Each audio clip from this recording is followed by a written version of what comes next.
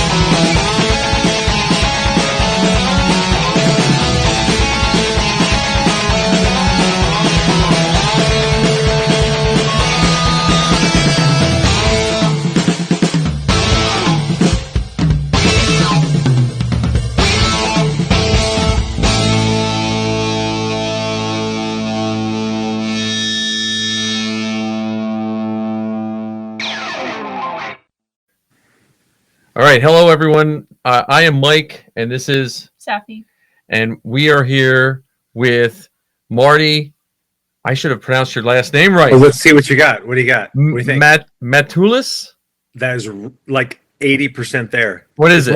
It's more of a Matulis. Matulis. Well, Yep. See, I'm a school teacher, so I can't sleep the night before I get new students because if you butcher a kid's name, you could like send them on middle school for the like. I had a kid that's name looked like Gabby, but it was a boy, and I'm just reading the names off, and that poor kid got called Gabby for like 2 years. So There's a really fun Instagram video of a teacher who I think she might have been a substitute or it was her first day as well, but she took everyone's name, even the simplest of names, and completely mangled them. oh, yeah. And for the first 5 or 6, you hear all the kids just like, what is this here? And then they all start giggling. They start catching on the joke. It was great. I'm just terrible with names. Like I went to school when you had to stand up in front of the class and pronounce things, and that's the one thing that it had never been able to shake. But we are here with you, and Yes. I forget I should have written it down, but what you called yourself on Instagram, the kind of actor you are, you called something performer.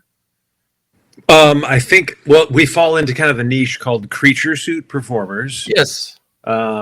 Including suit work, heavy prosthetics, appliances, and whatnot. It's all acting, but it is kind of a bizarre subset of acting, I think. We're like the denizens of the acting world. Well, and so our show is mainly about costumes. Me and Saffy are trying to rebuild our costuming show. So I thought you would be like the perfect guest because you have to love costumes, right? I love costumes because you know what? You can take them off at lunch. Well, that's true. That's true. Well, prosthetics you can't, right? No. You're kind of stuck. When you're in the suit, you're in it to win it. So now what's the longest you've had to be? I mean, we're just going to jump all around here. But what's the longest you had to be in a prosthetic suit? Oh, boy. The better portion of a day. I think the longest makeup application was way back on Sleepy Hollow. There was a character called Moloch, and he was all black, and he was kind of horned and hooved and spray painted. And that was I think about a 6-hour makeup. And then 6 hours to get in? Yeah. Oh, man. Yeah, 6 hours in the makeup trailer, a lot of breaks, a lot of airbrushing. And then once you're done, then we went out and shoot for another 6, 7, 8 hours, and then taking it off is probably another 2 hours. And Now, do they have to photo you when they put it on to make sure they put it on the same way? Like, do they have like every time they put it on? The makeup artists themselves, they have reference from the previous day, and then if I have wardrobe pieces, they'll come in later and they'll take. Used to be legitimate Polaroids. They'll just take it like an iPad photo for the folders for continuity, and they'll match to make sure everything's in the right spot and going in the right direction and whatnot. Okay. But there can be variations. Even in Vane, if you've seen him in The Mandalorian, the first couple episodes, his headband was a little cocked back toward the little 3 medallions, was a little more toward the ear. And then Skeleton Crew, when I got there, I was like, I don't know, I'm just going to put it on. And I did, and no one came to check, and I didn't bother checking. I was a little more forward on that. I thought maybe he was just the different fashion. He was with new guys, you know. Yeah, I'll tell you what, because I did notice it, though, if they ever bring him back, the first thing they shoot, I'm just going to have him, like, putting it on and trying it on, and it'll just slide it back to where it was the first time. Well, that goes to the in Mandalorian, all the stormtroopers, like I am, were complaining about the upside-down Biker Scout knee pads. I hadn't even noticed when they were the 2 biker scouts. Yes, they had them on back. They had them on upside down. Oh, you got your balloon. Sorry, I did something. I will not do that again. See, well, that makes me want to buy a new Mac now. Look at that. Aww, isn't it cute? I can do that. Wait, there's that one, and then there's just one of them. There we go. I think that's about it. So, yes, I'm sorry. Anyway, what were we? I who knows? I liked all the. I like that you had a Mac email, which I know is like super nerdy. I will never. They can pry it out of my cold digital hands. Yeah, I still have the Mac and the Me and the was it iCloud? Like you get like 3. So. Yeah, I had it like when all there was .Mac. I've had Mac since 1986. I was a couple years late, but I got in 1986. And as soon as I got the addresses, I'm like, I'm definitely signing up for that. So I got a couple of .Mac addresses, and then they came out with the .me and the iCloud. And I'm like, well, I think your Macs will work on those as well. They will. Yeah. So that's what's pretty funny. But that's anyway. Why are we here? What are we talking about? What are they talking about? No, but so with your costumes and so Saffy, it takes to put her in 000. We got it down to what, like 45 minutes now. Mm-hmm. It takes 45 minutes to bolt her in. Yep. And I think the first time she wore it, you were in it for 7 hours, maybe 6 hours at Star Wars Celebration. And is it like 3D printed, thermoplastic? What kind of material? It's molded. So we have a friend who does a C-3PO, comparable to Bartlett's, like a really good C-3PO. Well, Chris Bartlett, droid extraordinaire. Yes, and his he had a whole bunch of old parts, so we fixed them. Like he had bought parts from all over the world, and so we fixed a lot of them and made nice casts that would fit her. It took like 14 months because we didn't know what we were doing to make. I hear you. Understood. And then we put them in. I have not tried soft appliances like you wear yet, but it's a whole different deal. But heat management is what I'm getting at. Like, there's always a problem with heat, and then sweat, and then how do you manage that throughout the course of a day? If you have enough gaps, I suppose you can kind of like, manage it pretty well. You can vent. Do you get overheated in the thing, Saffy? She get a little. If I'm in the sun, it's not good, but usually I'm fine. Yeah, that's good. Yeah, the thing with the. Go ahead. I was going to say, you have done like outside work too, like in those costumes. I would imagine most of the Star Wars stuff was inside, right? In the volume. Most of it, yeah. The first thing in Navarro was all outside, and it was early morning, so it was delightful. Like we had a reasonably cool day, even when the sun broke later on. So having a breeze is always great. Yeah, I can just cut the. I got an Apple. I can edit anything. Beauty, nice. So, all right. So here, we were trying to figure out what questions to ask anyway. So you give us some show prep. All right, I see that you got your name. Your names are both in. Yes, I got the names fixed. See, it was a perfect example. So good segue. So we were talking about your costumes and heat management. Yeah. So. Do they ever like when you have when you were saying you were on when you were wearing what was the one you said you had 6 hours to load on? Did they give you heat? Sleepy Hollow. It It wasn't super hot because it was individual silicone appliances, so it was heavy. It just took a long time, but there was a lot of skin, so I wasn't in a suit. That one was fine as far as temperature. In fact, I got pretty cold in that one. We were over shooting outside at night in Georgia. But like Vane's stuff, the Mandalorian and Skeleton Crew character, great unless it was really hot. Now, when we shot the dogfighting thing in the cockpit, right, they got me head to toe, and I don't know why I was wearing pants or shoes because I didn't need them, and it would have been so much nicer for everyone if I hadn't had any pants on. Yeah, it was just a sweat fest. The neck starts to buckle. There's shots where I'm flying. You can see he's like got a really, unlike my old turkey waddle, he's got like a horizontal neck roll. But that's kind of what happens if you start overheating and you start sweating. Then you're just chasing that all day.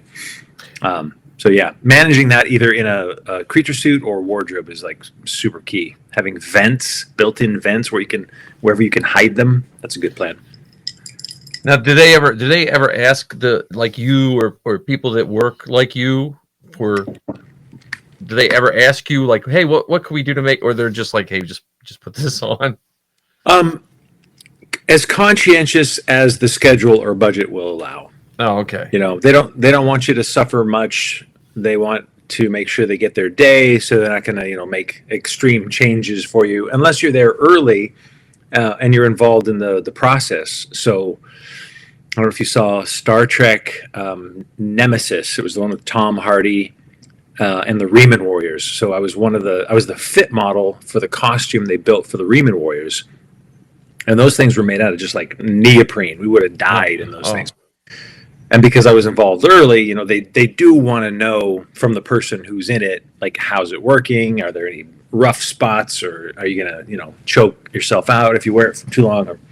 So I think in those we'd kind of built in a few vents here and there. And sometimes the monster suits, if they're of a certain type of build or if they have hair or something, you can kind of get armpits kind of blown into them, or the ever lovely crotch flap is a saving grace in a lot of these creature suits.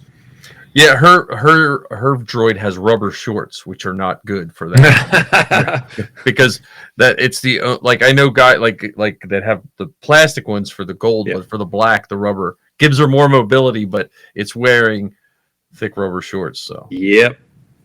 No, I don't even know what's appropriate to say about that. Well, yeah. And so I guess we saw you at your first con. That was your first con? Pennsylvania, right? Pennsylvania in Oaks, PA. Yep.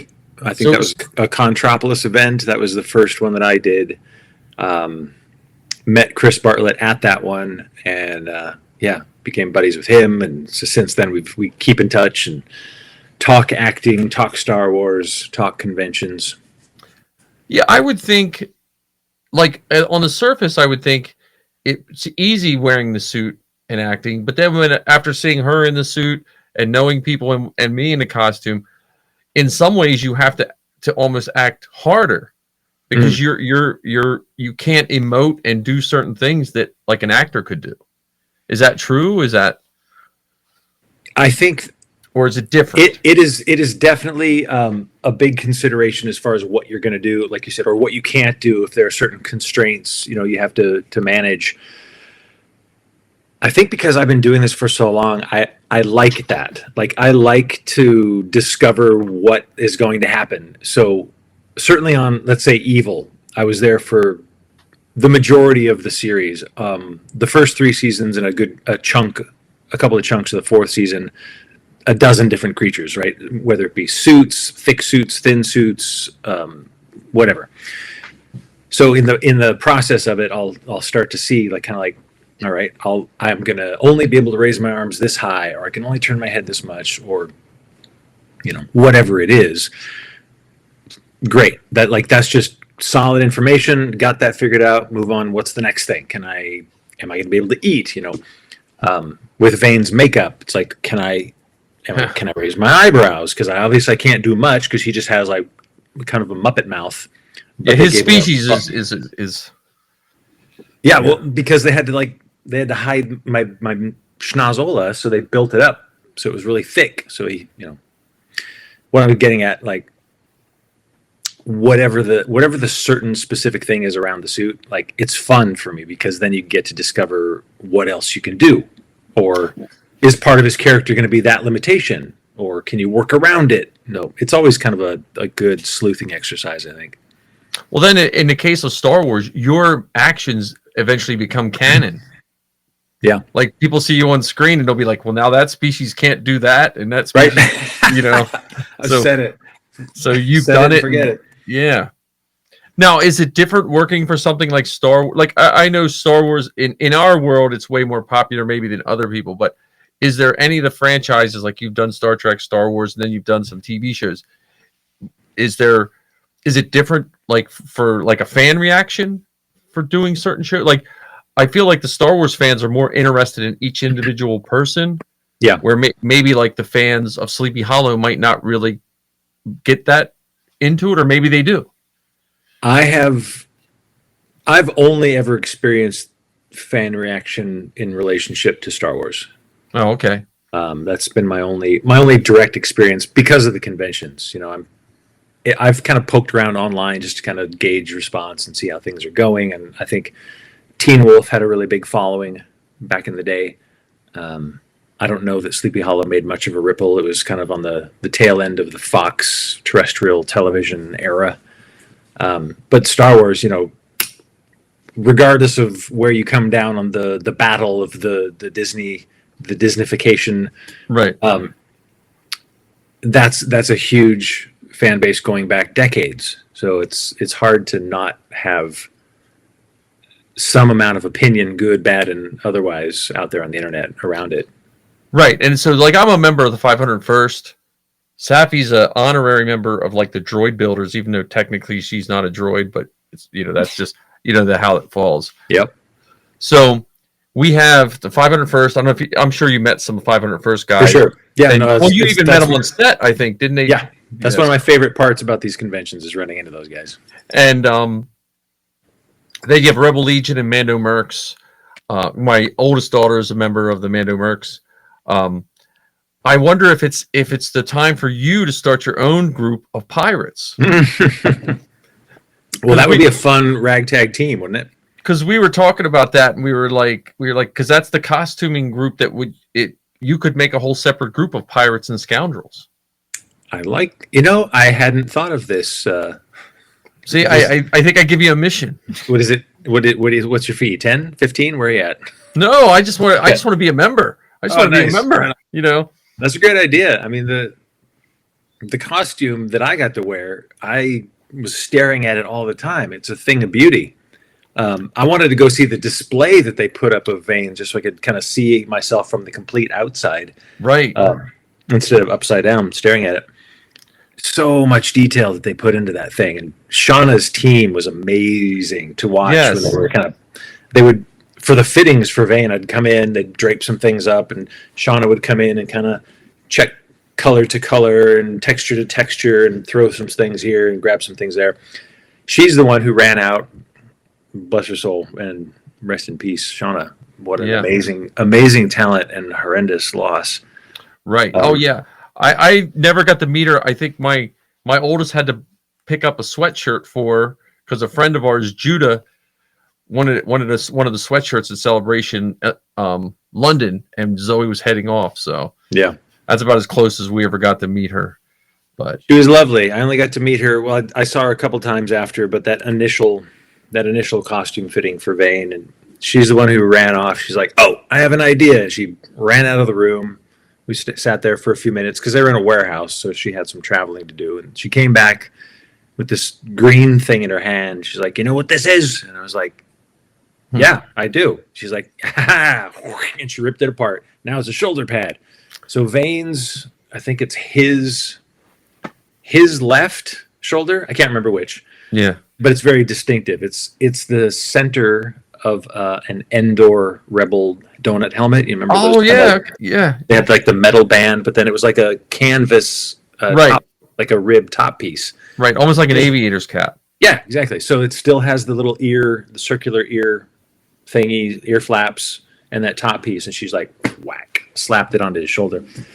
I thought that was one of the cooler touches that I've only been talking about. I've not heard anyone go, that's a thing.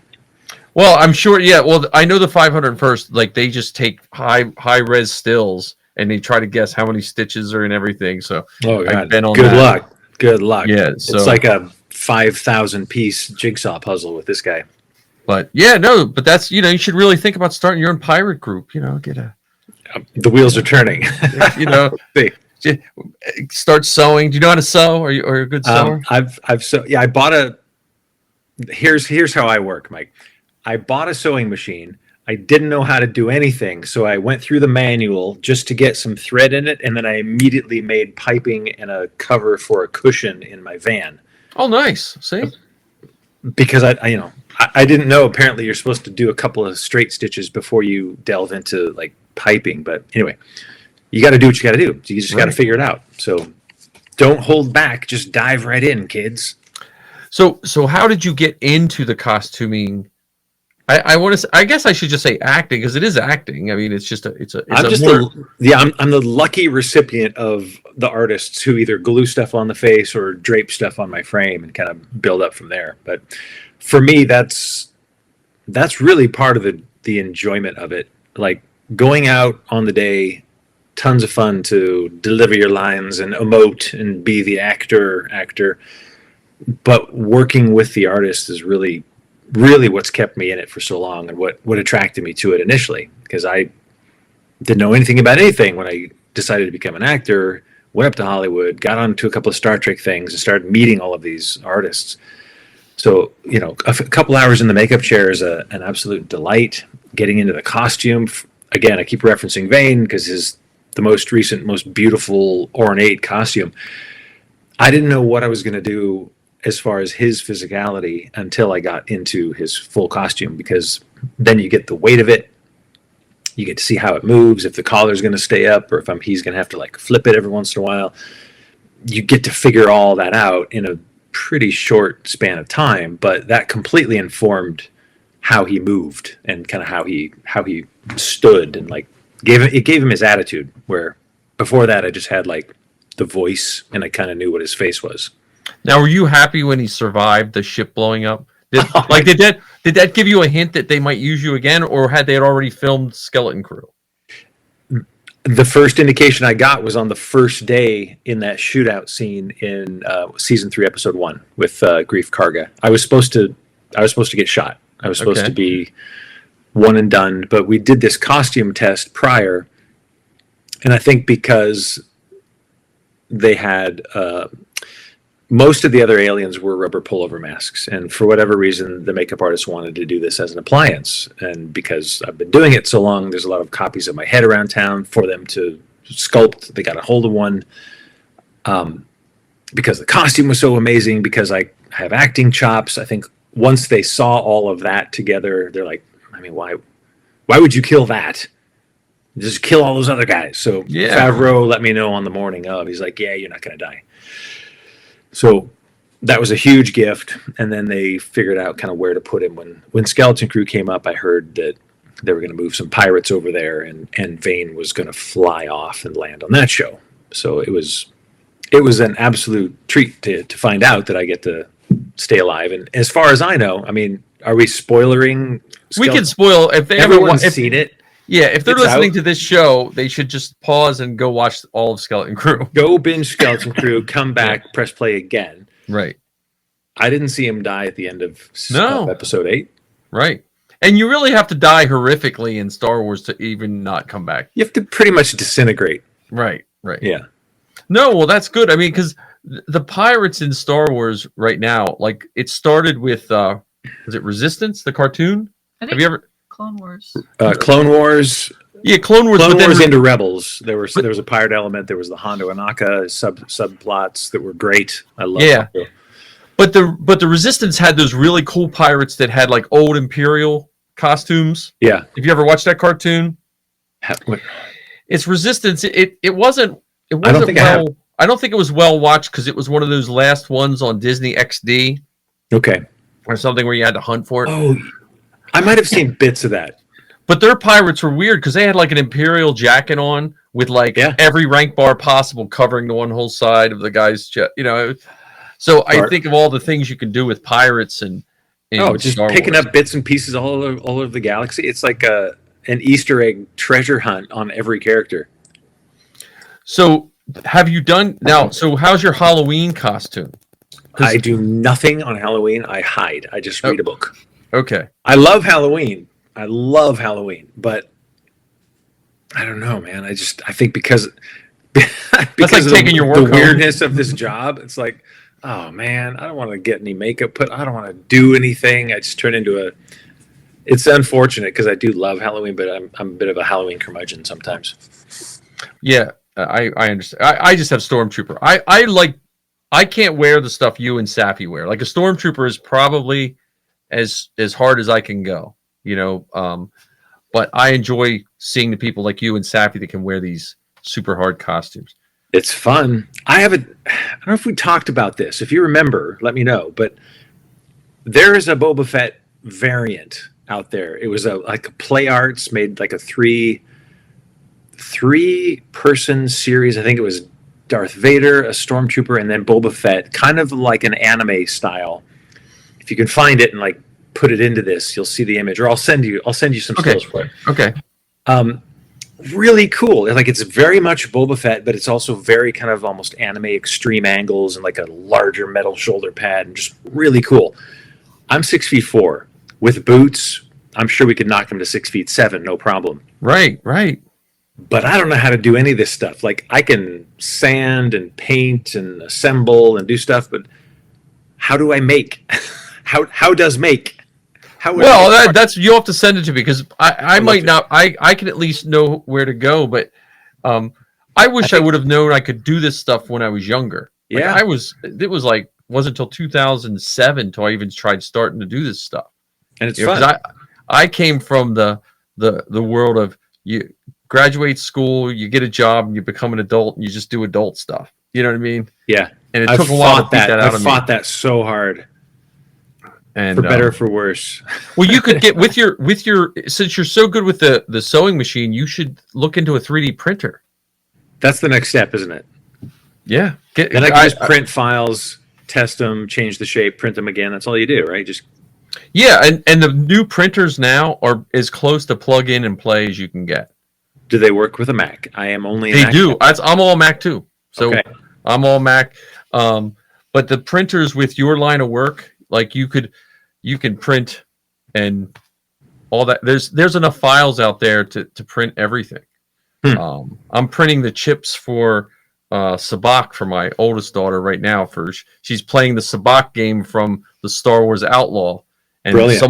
someone made the file for the poker chips. So I want someone to start, and I'm sure it's already out there, but you know the Old Republic credits from Skeleton Crew. Yeah, that's the only thing I wish I would have pocketed when we had the chance. Yeah. But the Pirates only were ever dealing with one from the scene. I couldn't exactly steal the one prop, but you know, I was a little jealous with the piles of them that the kids got to play with.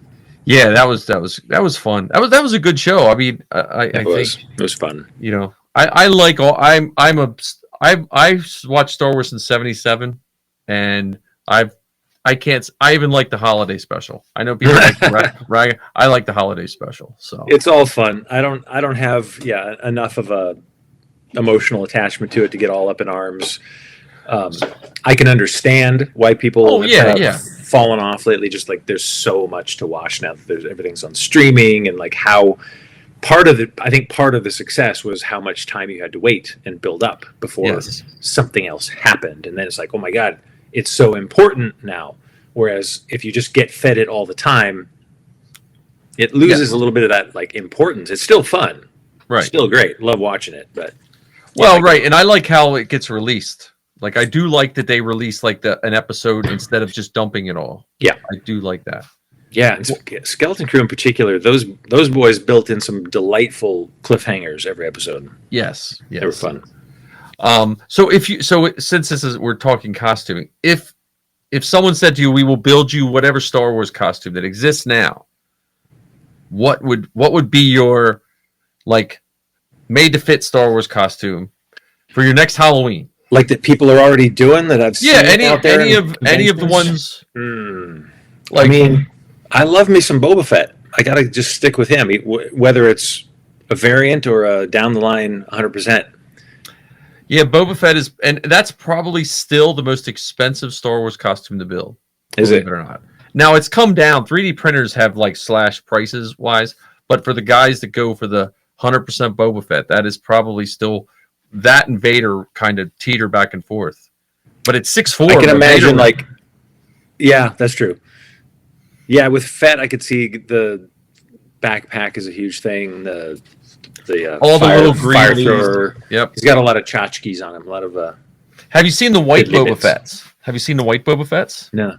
So the original, when they released pictures of the original Boba Fett, it was white. Yep. And there's guys who build those to the specs of that, where they even go and buy the vintage Jawa towel or Star Wars towel that was used as his cape. Brilliant. So love it. If you ever go on 501st, just search 501st CRL, and that's a list of all the costumes they make. And for someone who wears them for a living, you might get a kick out of some of those. Fun. Yeah, I may open this up again. I started doing some snooping, and then I realized, like, oh man, I don't even have a shop. How would I even start? Well, I kind of put it off to the side. But as you said, like 3D printer doesn't take up much space. No, and honestly, I don't know what Garrison is in Oregon, but around here we have get-togethers. Mm-hmm. So we always say with costuming, it's time, money, and skill, and you tend to trade one off for another. You know, you get together and you like if you're good sanding, you might be sanding while someone else is helping you. You know, do something else. The guys, and at least the guys I've run into, have all been really good. So yeah, that's a great idea. Because I've been in since 2007. So well, the community aspect of it is pretty huge. Like, you know, even if I don't have something to build, it's a nice way to stay involved, kind of in the fan community. Oh yeah, and this kind of creative world that you guys are in. Yeah. Well, I'm. Yeah, and Saffy likes talking. I mean, this is as talkative as Saffy gets. When you put his keep it down, Saffy. But when she's in a costume, she's a different person. So that I will give her. But well, what do you do, Saffy? I mean, I don't need to tell you all about my secrets. What do you do to kind of click into gear as the character? Is it just like once the helmet goes on, you're like, now I am robot? Well, with droids, you don't really have a choice. Like, once you're in it, you have to move how they move. Otherwise, you either can't move or it's just going to hurt. So, yeah, exactly. You don't want to slice yourself up. Yeah. I always stretch before I put it on because how heavy it is, too. Smart. Well, yeah, I'm going to redo it in fiberglass to give her a little, you know. It's like a bad parenting. The first time I strapped her in, it was in Chicago when we went to Star Wars Celebration, and I'm thinking this because what were you 16 at the time? Yeah, 16. I was that was the trial run. Yeah, this is probably child abuse at one point. Well, it would take us 2 hours to get over to the convention because people stopping her for photos. Oh yeah, and so then we eventually took a towel and wrapped around her and took the helmet off so we could at least get to the convention floor before she was wore out. That's hilarious. I experienced that kind of thing at San Diego Comic-Con one year. I was there doing something for. Did you ever watch the History Channel's Vikings show? Yes. Speaking of great costuming, so they did a booth called with the seer. Remember the seer character that kind of like had like weird skin, blinded guy, and black fingertips, and just kind of like a big old scraggly robe and a big staff. Tons of fun. But yeah, you couldn't get anywhere without getting stopped, and in a big venue. That could be part of your day right there, just traveling. Right. Now, how do you like the traveling with conventions go? How's that? Tons of fun. I want to do more. I'm again, like, part of the world we're in right now, part of the way the industry is. I think a lot of people are kind of burned on having the same people over and over because there are so many people now who've been in these shows. Yeah. So it's been pretty slow, I think, but it's been pretty quiet. So I love it, though. I mean, I love traveling. If it's in the continental U.S., like, I'll make a road trip out of it. But I'm hoping to go to Japan. I don't know that the Pirates or Skeleton Crew has any presence there, but I want to go anyway because it's it's a good time. Yeah, well, I mean, so you're going to Celebration Japan? Is that Yeah. your That is the plan at this point. Yeah, my Zoe is waiting to hear if she has a panel. I can't go to Japan because I'm a teacher and we're not allowed to take vacation days before and after a holiday. So, and Celebration for some reason always likes to put them on holidays. Yeah, I hear you. But If she has a panel, let me know and I'll crash it. Yeah, oh yeah. Well, you can join her. We apply for the panel every year, and Zoe's gotten it Orlando, Chicago, and LA. Is that it? I thought there was one more in there. Oh, in London. She got all of them. We went to London, which I can't believe we actually went to London. We threw that together, and that was huge. I made it for that one. Yeah, that was fun. That was except if you went out the wrong door at the You'll convention. never get back in. Yeah, you had to go down the tube. Yeah. So now, Saffy, if Saffy wants to get into wearing more costumes on film, what's some advice for an upstart costumer? An upstart costumer. Well, I mean, to get into any of it on the front side, take acting classes, figure out how to be weird and not care that anyone's watching, because that camera's always watching. So, like, acting classes are great. Mime classes are great. Keeping flexible. You're talking about stretching. Yoga is a real key component to an actor in their arsenal. Got to keep yourself flexible and strong. But cracking the shell of acting for me is one of the most fun things. So if you can find a way to find a style that you like to learn about, Shakespeare's amazing. If you like technical work, dig into why Shakespeare is so good. It's not just because he sounds old and interesting and cool. Like there's a pattern and a rhythm and a musicality to it, and you can fully nerd out on that. That's going to make you a better actor. Getting on stage, better actor, cool costumes, be part of making the costumes. Like theater work is best possible thing you can do, because then you don't have to wait around to see if someone wants to cast you and then feel like you're twiddling your thumbs in the meantime. But theater projects, you'll have all that run-up time for building stuff. You'll have the entire performance time, which means you get to do it over and over and over again and just keep trying new stuff and getting better. That'd be my .02 is dive into some fun theater, even if it's just local theater. Okay. Or just straight up apply to RADA and go to London for a couple of years and do their program. I don't know. She has a lot of lizards that have to be taken care of. That's her. She's pinned down by her giant lizard at the moment. But brilliant. Well, yeah. So now you see. This is how my brain works. You said Shakespeare. Have you ever read the Star Wars Shakespeare? I just discovered it not too long ago. I was looking, I think maybe on Amazon to see if it was on Kindle. Okay. I don't have a copy of it yet, but I saw that it was there. They did all the movies. They did all the movies. Brilliant. And I want to say it was right before COVID. On this old podcast, Carida Cast, we got a bunch of friends together over Skype and did a live recorded reading, like cold. That must have been fun. It was funny because one of the guys who did the reading did Obi-Wan and C-3PO, and he would change his voice so perfectly. And he was sitting right next to me, and I was watching him have a conversation with himself back on the thing. So how fun! But yeah, you said Shakespeare. I was just like, wow, that's the the worlds collide. He's still around for very good reasons. So, well, what other interests? Have you done like acting classes? Have you done theater? Have you always been kind of on the back side of things in costuming? I did stage crew in high school, and I build some of my own costumes now. Nice. She's good with foam. EVA foam. EVA foam. I'm not good with EVA foam. But, gotcha.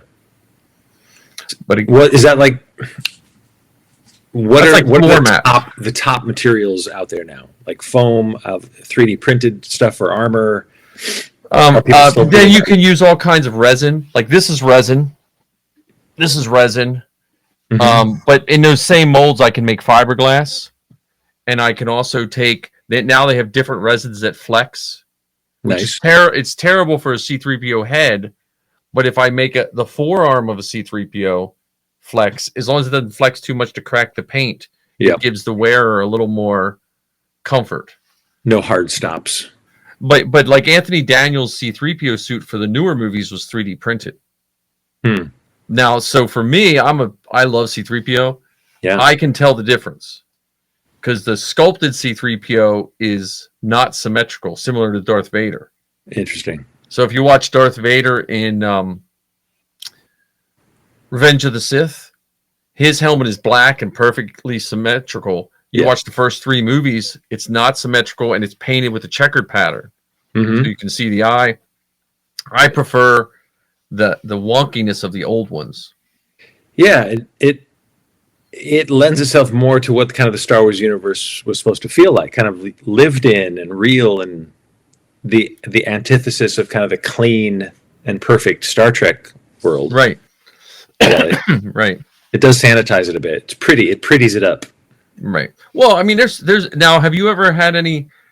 Is there any franchise or shows you would like to be in? Like, is there like I'm Lord of the Rings? I'm so gaga for Silo these days. Oh, I just started Silo. It's so much fun. I don't know. I was watching it, then I thought, oh, it's based on these books. I'm going to go read the books. So I dove over to the books, completely forgot about the show for a while because the books are so good, but very, very different. And having read the books now, I completely understand why for TV they wouldn't try to Game of Thrones it and just do it exactly like the book. Right. Take the ideas, craft your own thing, make it a completely separate, the book is the book, the show is the show. But the design is so good. Everything is rounded because the silo is round. Every window, every door, everything has a rounded edge. And it just, my OCD brain is just so happy. Color coordinated levels. Like if you're, blue uniform or yellow uniform and, I just discovered that a couple weeks ago because it just kept coming up on my Apple TV feed. Yep. Bring us all the way back to Apple at this point. Right. It's all about Apple. Apple's really great. Don't you love Apple Maps? Who likes Google Maps? Right. The Apple. This show is sponsored by Apple. Yeah. Let's wish. Well, it's funny because the Apple we use here down in this studio, it's probably 15 years old. They keep on trucking. As long as you're using software that can live on it, you're in good shape. Well, that was the plus side to COVID. Pre-COVID, podcasting online, it was just so difficult. Yeah. Because Zoe's partner on her show lived in LA. And it was always, like our connection error earlier, that was 2 and 3 times a show every week with them. I would get like a 2-hour recording and have to cut out every, It's just a stitch them. Yeah. So good. Luckily for, GarageBand, you can feel like a pro. Another GarageBand. Another commercial. So as Silo is very specifically like color coordinated and styly in their costuming and in their design, we should jump to Andor. Oh yes. Now, are you? Do you love Andor? Are you in Andor at all? I wish. I went to London and I went to there's that waterfront where the entrance to the ISB offices where Cyril runs into Dead Ramiro and they have their little romance. Yep. That really cool bridge structure. I went down there. I was like, oh man, I'm gonna line it up and took some snap my shots. So I keep sliding around. I'm trying not to roll over my puppy. He's right behind me. Yes. Ours is upstairs, so he can be a little much when we're recording. Oh, they're the best. We can talk dogs next, but Andor. Yes. So I like how each area is so distinctly designed, but I absolutely love. Is it Ferrix? Is that the name of the planet? Or I don't know if is that the planet or the town? They kind of. I think maybe it was the city. Yeah. But that kind of brick, earth tone, reds and oranges and yellows, and all that kind of like quilted material, that section made me the most happy visually, just looking at all of that kind of built-in texture. I'd love to see more of those. I've not seen anybody cosplay one of those types. It's usually the Narkina 5 guys running around. Right. Yeah, I had a Narkina costume I took to London, And when they started the run, I didn't feel like walking back to my hotel. I was like, because we had to get a hotel that was too many blocks away. I was like, you know what? It would have taken you 3 days just to go there, get back, get into it, and make your way through the center crowd. Yeah, but yeah, I like all. We were talking about Ken and I were talking about the gloves, just that wall of gloves. That's such a great idea. Yeah, I grew up near a steel town. Like I'm probably the first generation in my family didn't work in a steel mill, but we used to drive all back through, and it was just everything was like industrial, everything. You know, like the whole town, and it just gave me like reminiscent of all of that. Yeah, I like that kind of design sense when the function really drives it, but the individuality gives it kind of spice. Right. Well, and when you rewatch it, it's like the original Star Wars. Like you rewatch it and you see things that weren't as intentional as they are now. They were just like, we got to hang something on that space, and then someone makes an entire story or book about it. You know. Yeah. People dive into the details, like you were saying about an actor who establishes a character, and suddenly the character is like taking on those traits. Well, I think the first one. I mean, I know Chris Bartlett was probably one of the first, but what was it? Pace. I forget his first name now, but he did an alien on the first or second episode of Mando, and then he did it in the shootout. Dominic Pace, and he started doing this circuit, and he did a similar to what you guys did. He caught it right at the tail end of COVID, because I wound up meeting him at a troop down in Maryland. We went and trooped with him and stuff. Did a comic book store or something like that. Nice. So, but I like when you and Chris were there, it was just fun because I knew your character. Like we saw you on screen, and Chris gave me a lecture for leaving her in a costume too much. I got a bad dad lecture from Chris, but I was trying to explain to her that he likes she likes the costume, but I don't think he believed me. But he's great. Yeah, he's a smart guy. He's very knowledgeable and protective of his art, and he loves seeing what people put together at these conventions. I've kind of witnessed it there. We've talked about it after the fact. He does these really great social media videos where, sometimes when you go to these things, you'll spend all of your time building it, but then once you're in it, you might not know what to do with it, but you just walk around in it. And so Chris, with acting training and experience on set, he gets people to come up with ideas and then start acting like the character and turning around and, embodying the character as well, which is a big part of selling the work that you've put into it is just turning the character on, Yeah.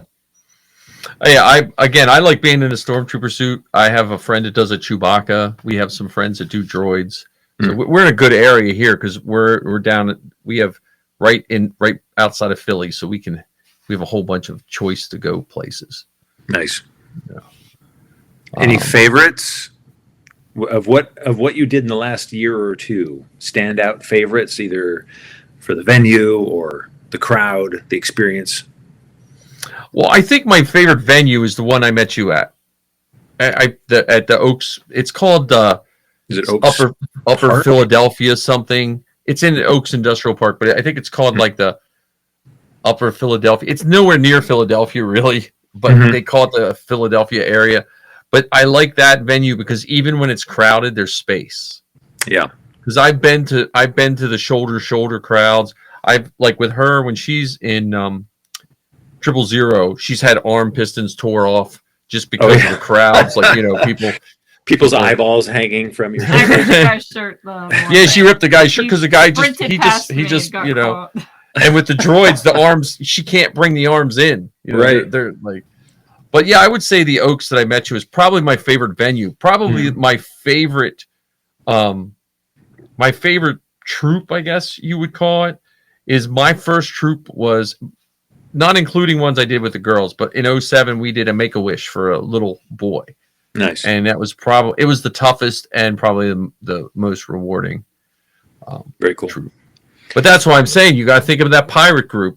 Well, I'm certainly inspired by what the 501st groups and everything that I've seen people do at these conventions, as a means of both having that artistic expression, but also then contributing to whatever your chosen charity is, or something in your community. That's got to be kind of the biggest reason to keep doing this, is how much you can bring other people together, how you can contribute, how you can, some shy kid in your community who wouldn't normally have a venue to explore his creativity can join up something like that and play and grow. Well, and her and I did a library event. She was 000. I was a stormtrooper in this little town in Pennsylvania, and it's an impoverished town and the kids probably will never go to Disney.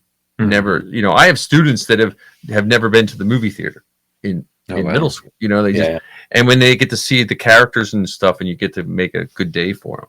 That's brilliant. And you get to do it anonymously. That's what you feel the same way, I guess, too. You get to do all this costuming and get loved, but then you could be standing next to someone going crazy about your work and that doesn't even know who it is. That has to feel pretty cool. I'll tell you what, I am split exactly down the middle on that.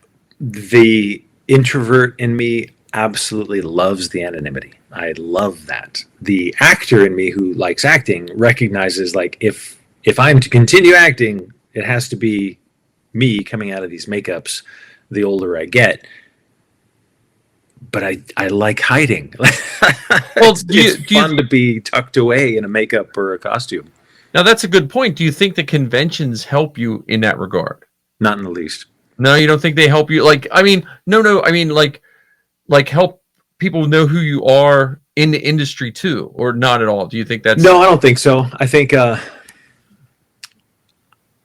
think maybe like social media, whatever I might do on Instagram, I think probably if there's casting people who want to look you up, they're going to find whatever's on IMDb, whatever's on Instagram, or maybe even YouTube. But apart from that, like the conventions, that's just a time for people to connect me with that character. Okay. One, like you and I did, just right, 1-to-1. But then we just get to talk like normal people, like fans, and it just happens that I'm the lucky guy who got to wear that thing that we're looking at and all appreciating.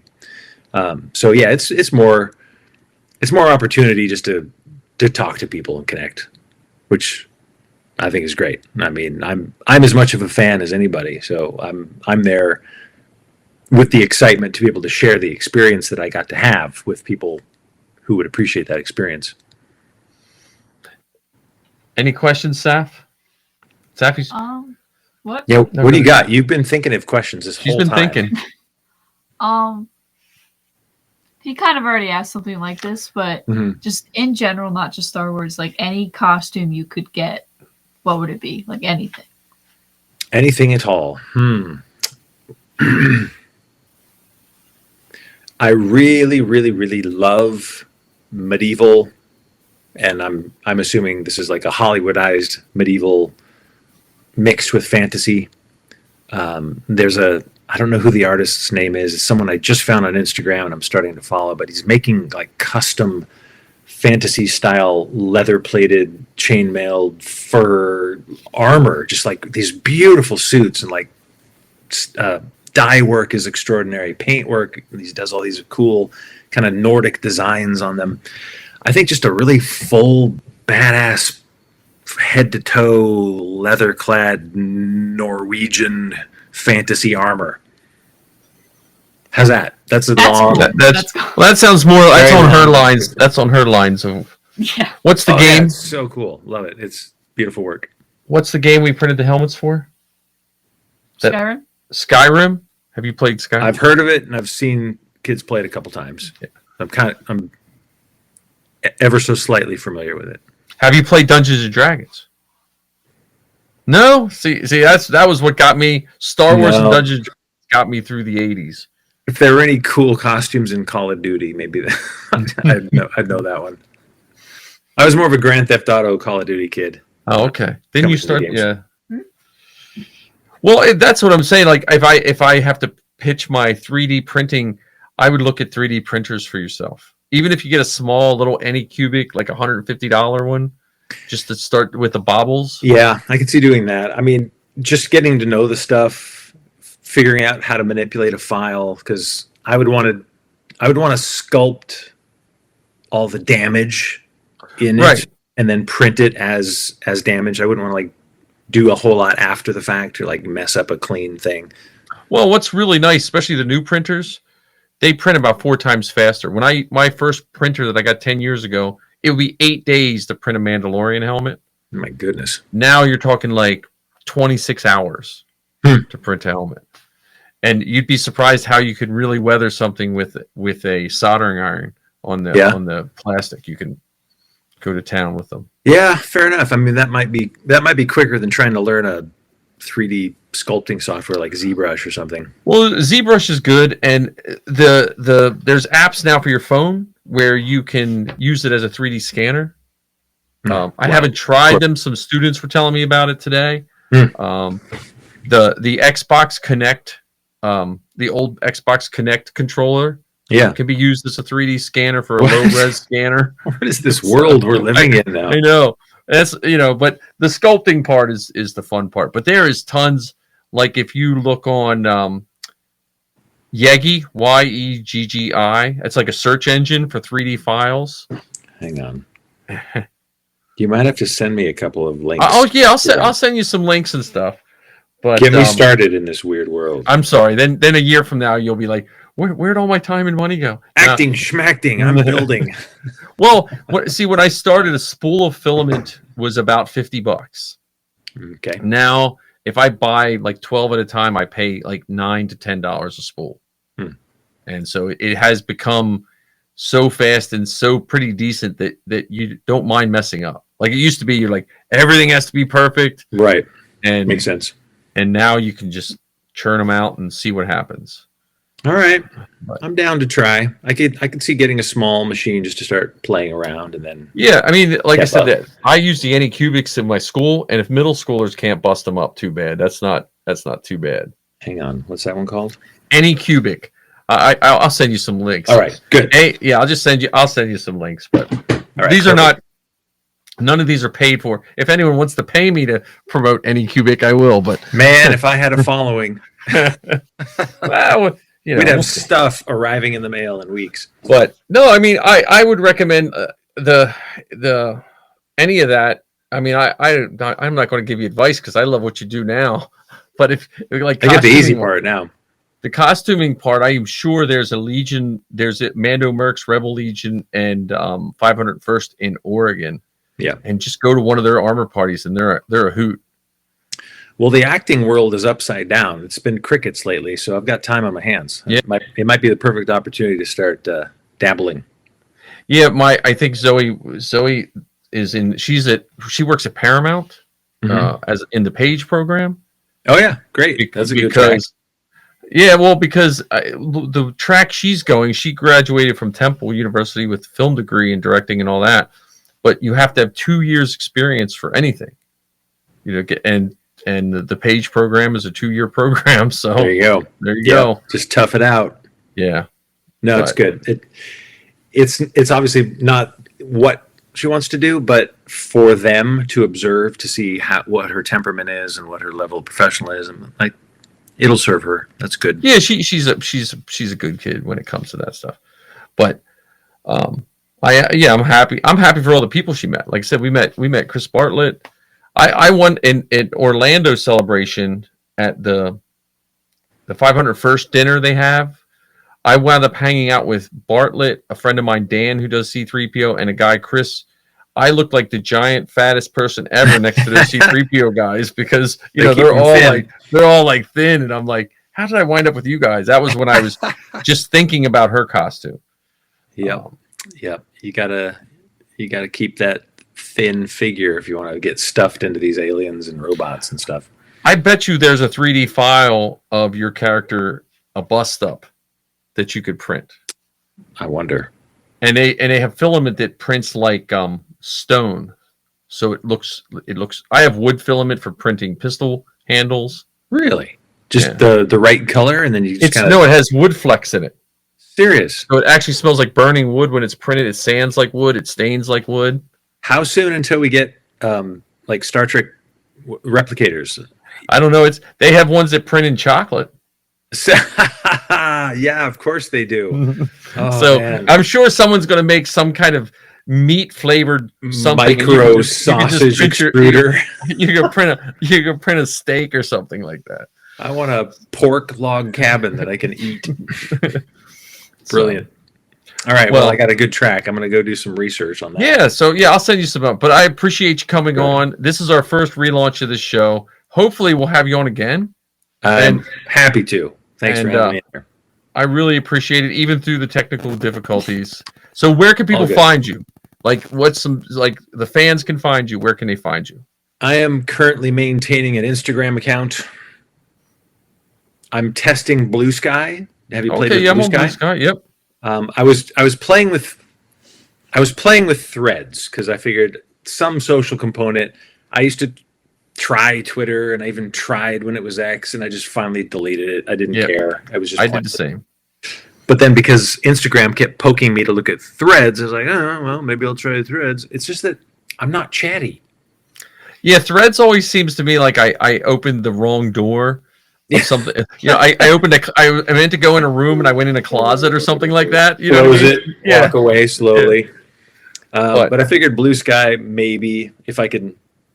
But then again, look, I mean, we can go another hour on this dilemma of like, well, what are you going to do with it? Because some people are very witty and they will just toss out these little kind of like joke posts all the time. Some people are like, this is their access to political information and, news of the world. And some people do like review stuff and you can actually put pictures and videos. Like, it's becoming its own bigger platform.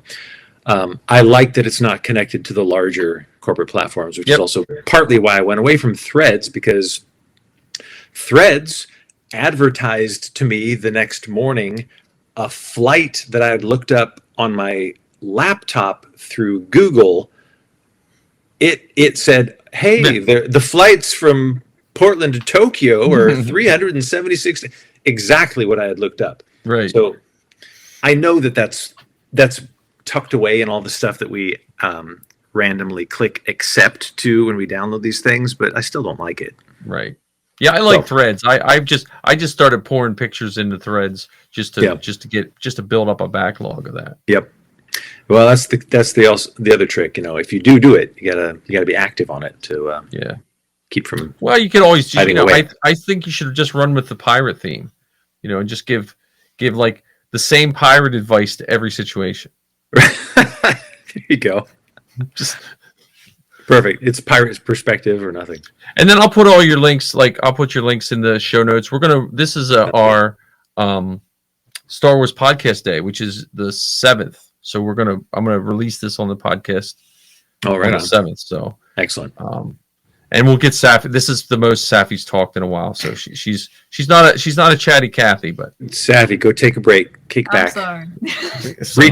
recharge. And then hopefully we'll have you come back when your back room will just be spools of filament and printing. Yeah. You're gonna find sandpaper and smudging knives everywhere.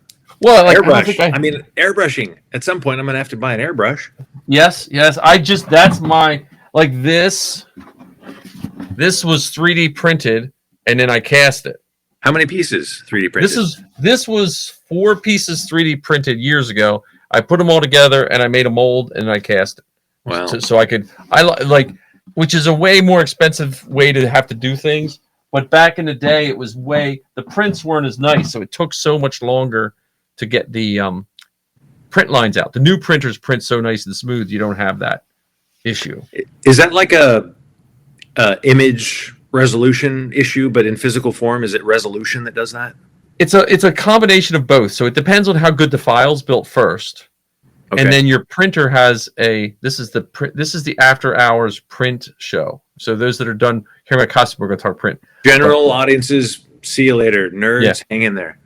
So depending on the file, first the quality of file makes a difference. In all the years of printing, not always, but I find you get what you pay for. Like you can get a free Mando helmet or pay $10 for a Mando helmet. Does the free one look like a Lego? No, but it might have bigger print lines, not quite that bad. So it's that, and then it's your printer settings. So in the olden days when the printers were slow, like most people didn't want to wait 8 days for a print. Because that's 8 days things can go wrong, like your power go out or whatever. Yeah. Well, now the new ones save power and all this. So now you don't mind. Like I don't mind. I'll try something, but then you have there's nozzle sizes. They come with a 0.4, that's the good one to go with. But if you want super fine, you can change it to a 0.2, which I wouldn't recommend, but that doubles the time. So 23 hours of a 0.4 now becomes 46 hours on a 0.2, but you get slightly smaller print lines. So you could test a piece out on a junky nozzle and then go for it when you have it dialed in. Yeah, and at 0.4 is what most people. I don't have any good prints here that I've done lately, but the new printer I have, I just printed some Sabine pistols and in all pieces, and you learn the art of which way to set them so you get very little print lines. It's fun. I mean, I'm a person, like I have friends who buy a printer and then they change every setting before they try it. I like to print it and then I might change one thing. Sure. You know, like just the old scientific method, you know, you just have one variable. And so that's the way. And that's how I try to keep mine as simple as possible too. Because if I start playing with settings, then I have to remember which one I played with. Yeah. Oh no, man! When I started doing sourdough, I had a notebook. Oh, okay. This time, this many everything. Because then how are you gonna know? Or you can just wing it. I mean, I think there is a case to be made for just winging it, but when you get in trouble and then you've never read the manual, you have no one to blame but yourself. Right.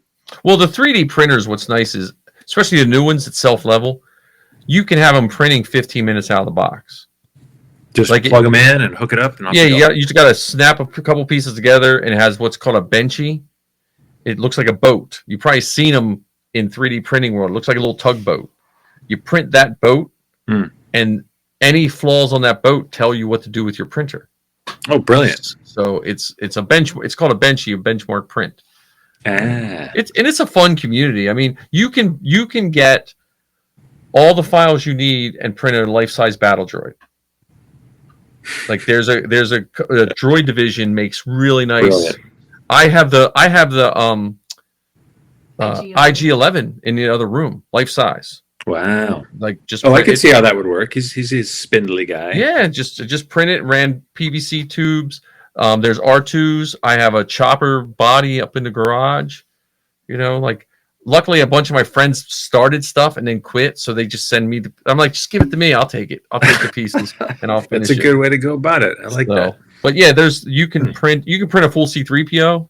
Now again, I don't like the 3D printed C-3PO because it's perfect. You know, the shoulders are perfect. Everything. I like that C-3PO's one shoulder's a little weird, and when she wears it, she has to stand that way just because that's how the suit's made. Yeah, individualized. I like it. But again, with the bust ups, you could probably get Bane or any of the Star Wars busts up and just print one. You could scale it. My dream one of these days when I get all my other prints caught up is grab that lantern. You have a backlog. I have a whole hard drive. If you get a printer, you talk to me, and I probably have it. I have a whole hard drive of just prints. But amazing. Here, this came out of the printer. Someone made this file just like that. I didn't clean it up or anything. Wow. It's a Lord of the Rings-esque type lantern. It's not, it's not perfectly smooth, but for what, well, that doesn't really do well on camera, but that's like, that was a file that I picked up Zoe was looking for a Christmas present for a elephant gift, and so I was like, I can print you one. So brilliant. I love it. I got you a new hobby. You might be happy or sad. Oh, my brain's already thinking of all the little shop tool tchotchkes and things to hang things from. Oh yeah, you could just solve all your own problems. Yeah, well, and again, there's a lot. There's so much software to do it, and just so many fun things. So, but all right. I appreciate you coming on, and I'm sorry if we got off track so much. No, this is great. Damn you! But send me some emails, and we're gonna start chatting about this because I would love to be able to pick your brain just enough to kind of get going, get me a direction, and see what comes of it. Well, again, it's the perfect time because there are so many printers. Like it's almost like you can't go wrong with like whatever printer you like. I like the Anycubic, but if you picked a different one, whatever your first one is nowadays is probably going to be your favorite because they have all the bells and whistles that we used to have to spend a couple $100 just to add to our old printers. Right. So, so many questions. All right, next time. all right, yeah, we'll do a 3D printing one. Yeah, we'll do a recap once I'm in. Once All you got right. me hooked. This is like, all right. Well, again, you're thank like the you 3D for printer drug dealer. You're just giving me I'll send you just one spool of filament. You like that? Yeah, come back for some more later. So anyway, Thanks, we guys. appreciate you. Yeah, Thank you very likewise. much. And I'll Have talk a to you lovely later. evening. Talk soon. Bye bye. End recording.